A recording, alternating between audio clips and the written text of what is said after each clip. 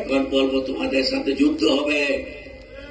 BNP সরকার অপহরণকারীদের বিরুদ্ধে যুদ্ধ করবে। তারপরেও এই টেকনাফের মানুষকে নিরাপদ ভাবে ঘুমাতে ব্যবস্থা করবো আমরা। এক্সপোর্ট করছে, ইম্পোর্ট করছে, চলতেছে, ব্যবসা চলতেছে। আমি হালালি ব্যবসা করার জন্য আপনাদেরকে ব্যবস্থা করে দিয়েছি। সুতরাং করে যাচ্ছি তো, সবগুলি তো একসাথে দেওয়া সম্ভব না।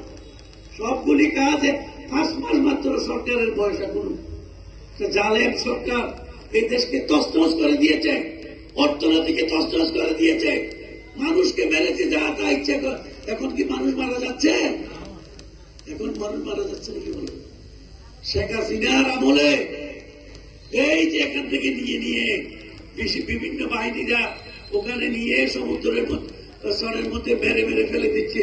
এখন সেরকম কোনো কিছু আছে? সুতরাং পরিবর্তন করছি তো আমরা।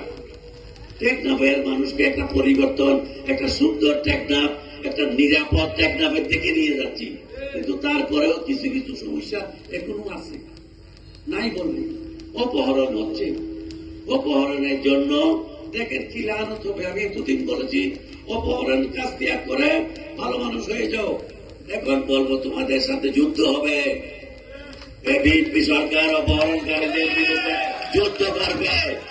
তারপরেও এই টেকনাফের মানুষকে নিরাপদ ভাবে ঘুমাতে ব্যবস্থা করবো আমরা। আমরা এই অপহরণকারীকে দমন করার জন্য 4টি পুলিশ বাহিনীর অবস্থান সৃষ্টি করছি এবং সেখানে যৌথ বাহিনীর মাধ্যমে সাংঘাতিক ভাবে অপারেশন হবে। প্রত্যেকটা জায়গায় জায়গায় ড্রোন দিয়ে বিচার করে সব জায়গায় দেখে দেখে তাদেরকে দৌড়ানো, ওয়েট করে কোন। কিন্তু এগুলি করতে তো সরকারি বিষয়, সরকারি ব্যাপার। 10 জন অফিসার 10 জায়গা থেকে এনে করতে হয়। এগুলি একটু সময় নিচ্ছে।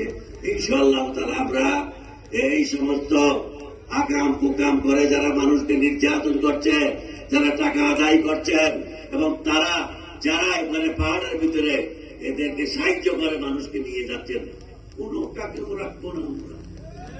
কোনো কেউ বাঁচবে না। সবাইকে আইনের সম্মুখীন করবো এবং আইনের শাস্তি ভোগ করতে হবে।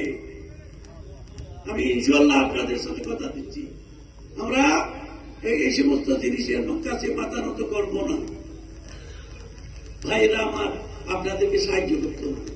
ওখানে কে আপনাদের এখান থেকে মানুষ নিয়ে যাচ্ছে সাহায্য করলে চিনেও বলে না যে অমুক অমুক আছে। এরকম হলে তো কোপারেশন না করলে, সহযোগিতা না করলে তো আমরা এগুলি দমন করতে অসুবিধা হবে। বাচ্চারার মানুষ যারা আছেন, বাচ্চারার স্বেচ্ছাসেবক দলের যারা আছেন, আপনারা নিখুঁত ভাবে সুন্দর ভাবে সেখানে আপনার তালিকা তৈরি করেন কারা কারা এগুলি করছে আমাদের দেশের লোক, এবং বর্মার কে কে করছেন সেটার তালিকাও আমরা অন্য জায়গা থেকে নিচ্ছি।